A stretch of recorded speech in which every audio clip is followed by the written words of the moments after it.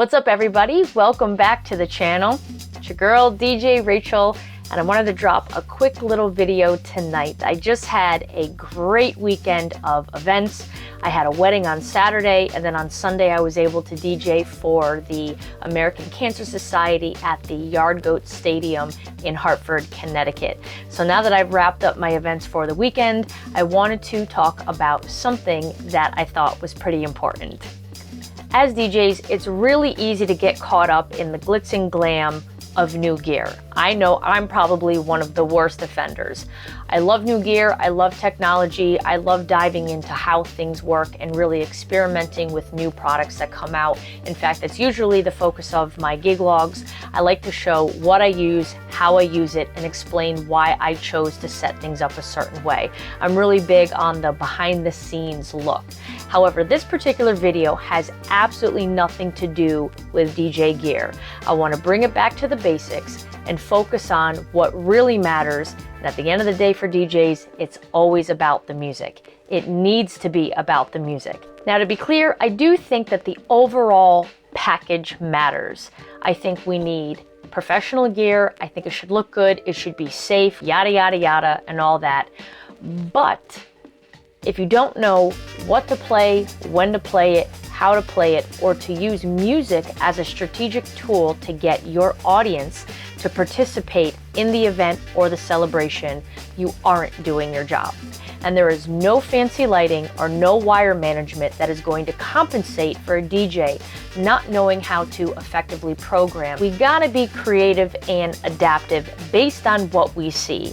What I'm trying to say is you need a heightened level of awareness of what's actually going on in the room or the event space. Yes, we're looking for people kind of bobbing and tapping their feet to see if they're feeling the music, but what I'm talking about is if there's actually something logistical going on that maybe we have to intervene.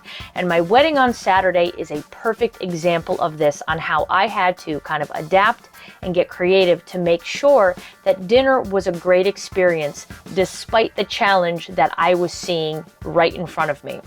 So this wedding was an outdoor tent wedding, and it was a fabulous time. And they decided to have a gourmet pizza truck cater the event. So people could literally walk up to this pizza truck, order any custom pizza that they wanted, whether they wanted steak or shrimp on it, garlic, you name it, they made it for you.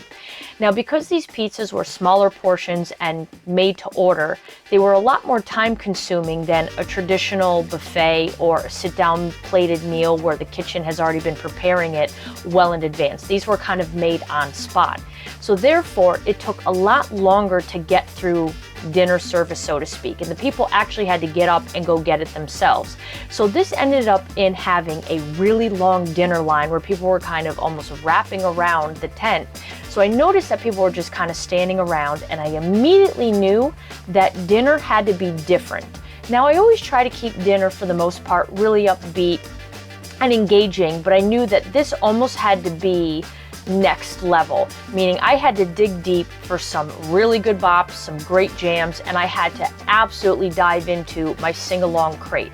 I didn't want people just kind of standing around bored listening to slow dinner music. I wanted kind of higher energy things to actually entertain people while they were standing in line. So if they started dancing, great. If they started singing along, great. I knew I had to program my night a little differently. And because I put in that effort and was dialed into the environment that I was seeing happening in front of me, it made for an epic dance party later on. The people were already primed and ready to go, and you could tell that they almost kind of wanted to get out of the line for food and just kind of start the dance party. So this dinner, I want to say, took probably close to an hour and 20 minutes, maybe even an hour and a half. And then people kind of started fizzling out of the line, and I knew it was time to turn it up a little bit. But man, once I hit the lights and hit my first track, people just ran to the floor. And honestly, from that moment until the last song, it was a complete and utter rager. So I took a couple clips of the dance party that happened after the fact, but I just kind of wanted to bring this up, and you're going to see how I kind of programmed my night based upon this. And I also think having a background in nightlife, meaning DJing bars and clubs, has absolutely made me a better programmer, and it has transformed my weddings and allowed me to deliver a lot more creativity and take risks and chances when I see an opportunity to do so. So I guess the point here is, folks, if you see an opportunity to seize the moment, to deliver something a little bit better without relying on what we feel safe or comfortable with, I encourage you to do that. I saw something going on underneath the tent. I knew I could do something a little bit better than just kind of the average dinner crate that I prepared. So I did a complete 180 and really dug deep to find some gems that allowed guests to dance, sing, and enjoy their time standing in line. I had no control over the dinner line, but I absolutely had control over the music I was playing while they were having to do that. And it absolutely elevated the rest of the evening. So again, thanks for checking this out. Enjoy the clip. I just wanted to make a quick little video. I'm not going to do an entire gig log tonight, but this is just to remind DJs to always have a great sing-along dinner crate that's fun, where people can kind of bop and jam out to, and not that sleepy dinner music that we kind of have a tendency to think of in terms of dinner. So for example, I have this really long line. It's for pizza tonight, and the service is kind of, it's a slow process to get the pizza. So I got people standing in line and stuff, and they need to be entertained. They need to have music that they can sing to, bop to, and just kind of a more of an upbeat vibe kind of a thing. So you never know when you're going to need a good crate like that. So this is just a reminder that if you have to entertain people during dinner, meaning they're not just sitting there eating their salad and pasta, DJs definitely get on a crate like that. You know I did, even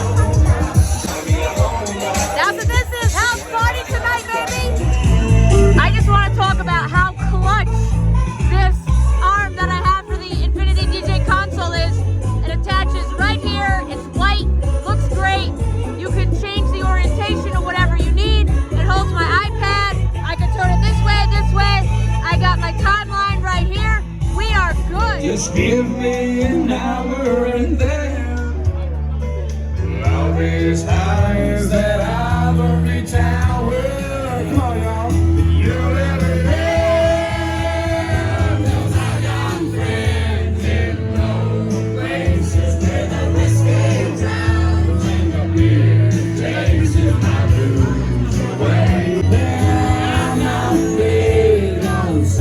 special grace. You see, now step on down. Do it always. You say, vaya guapa la seca, todo el mundo es pa' ti, en la discoteca. Desacatado.